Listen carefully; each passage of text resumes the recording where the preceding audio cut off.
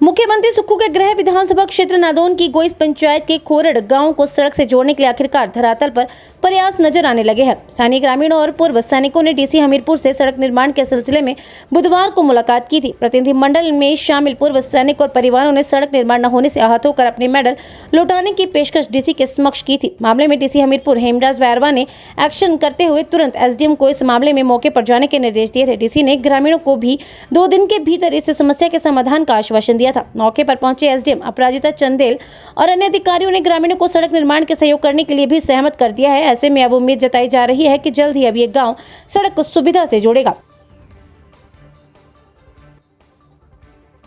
Ma'am, ग्रामीणों ने शिकायत की थी, आज आप खुद मौके पे पहुंचे हैं और गांव के अंतिम छोर तक आपने पूरे गांव का निरीक्षण किया है। मैम, क्या सच्चाई पाई मैम आपने? यहाँ पर एक्चुअली कई वर्षों से ग्रामीणों की शिकायत है कि कुछ घरों के लिए जो रास्ता है वो एम्बुलेंस रोड की सुविधा नहीं है और अक्सर बारिश के मौसम में यदि कोई बीमार पड़ता है तो उस मौसम में और बिजाई के लिए यहाँ तक कि ट्रैक्टर ले जाने के लिए भी लोगों को बहुत असुविधा होती है और लोग अपने रोजी रोटी अपना एग्रीकल्चर भी नहीं कर पाते हैं। तो इसके लिए वो रास्ता चाह रहे थे और यहाँ पर जो है सरकारी ज़मीन का कुछ पैच है लगभग 3 मीटर का, जिसके थ्रू उन्होंने रास्ता चाहा है। तो आज उसका मौके का निरीक्षण किया गया। कुछ पैचेस में कुछ जगह पर जो है 3 मीटर का रास्ता पूरी तरह से संभव ना होकर प्राइवेट लैंड भी है। तो वहाँ पर लोगों से बातचीत की गई और उन्होंने ये सहमति जताई कि जहाँ जहाँ पर उनकी निजी भूमि है वहाँ पर लोग निजी भूमि का दान करके रास्ता बनाना चाहेंगे।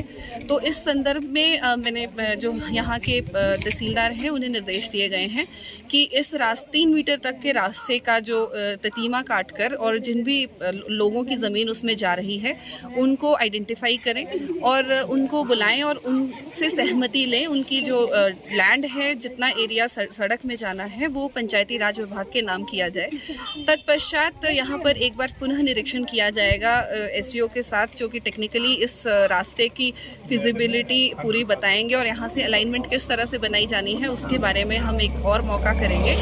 और ज़मीन ट्रांसफ़र होते ही हम लोग जो है यहाँ पे लगभग 2 हफ्ते का हम टारगेट लेके चल रहे हैं कि 2 से ढाई हफ्ते में हम एक बार पूरी फॉर्मेलिटीज़ कंप्लीट करके, लैंड ट्रांसफ़र की फॉर्मेलिटीज़ कंप्लीट करके, अपना अलाइनमेंट की फॉर्मेलिटीज़ कंप्लीट करके गांव वालों की मदद से और पंचायत की मदद से रास्ता जो है वो बनाना शुरू कर सकें। मैम, गाँववासी ज़मीन देने के लिए तैयार हैं? जी, अभी तक के लिए जितने भी लोग यहाँ पर मौजूद थे उन्होंने ज़मीन देने के लिए रजामंदी दिखाई है, किंतु ये तो ततीमा काटने पर ही एग्जैक्टली निर्धारित किया जा पाएगा कि किन किन लोगों की ज़मीन यहाँ पर आ रही है और एक बार उनसे फिर से मुलाकात की जाएगी और एग्जैक्टली जाना जाएगा कि सभी ओनर्स क्या इसके लिए रजामंद हैं या नहीं। धन्यवाद सर। आज एसडीएम साहब मौके पहुंचे, कल डीसी साहब से मिले थे, बताएं था क्या सर कि इस जो कार्रवाई से खुश थे कि नहीं खुश हैं आप? जी, जो हाँ एसडीएम साहब आए थे आज, तो एसडीएम मैम ने जो भी मौके का मुआयना किया और मौके पे जो पाया और ग्रामीणों को जिस तरीके से समझाया कि सरकारी रास्ते के साथ साथ एक पार्टी का कोई डिब्यूट है, उन्होंने बताया कि इलेक्शन है, तो बोला कि अगर पार्टी बीच में स्टे ले आती है तो काम तो शुरू नहीं होगा अगर स्टे आने के बावजूद। अन्यथा जो इस वक्त सरकारी डॉक्यूमेंट में जो रास्ता लगा है हम तो उसी को मान्य, हमारे लिए वही मान्य होगा। करेक्शन में अगर आगे पीछे निकलता है, शिफ्ट हो जाता है, तो हम उसको उस दौरान मानेंगे। अन्यथा ये जो रास्ता लगा है अभी इस वक्त मौके पे लट्ठे पे, उसी को रास्ता मान के चलेंगे। जो करेक्शन वाली पार्टी है हम उसकी बात को नहीं मानेंगे। ऐसे कहने से जब करेक्शन हो जाती है तो उस वक्त हम मान्य होंगे जो रिकॉर्ड में होगा। हिमाचल प्रस्तुत के लिए हमीरपुर से मोहनजीत की रिपोर्ट।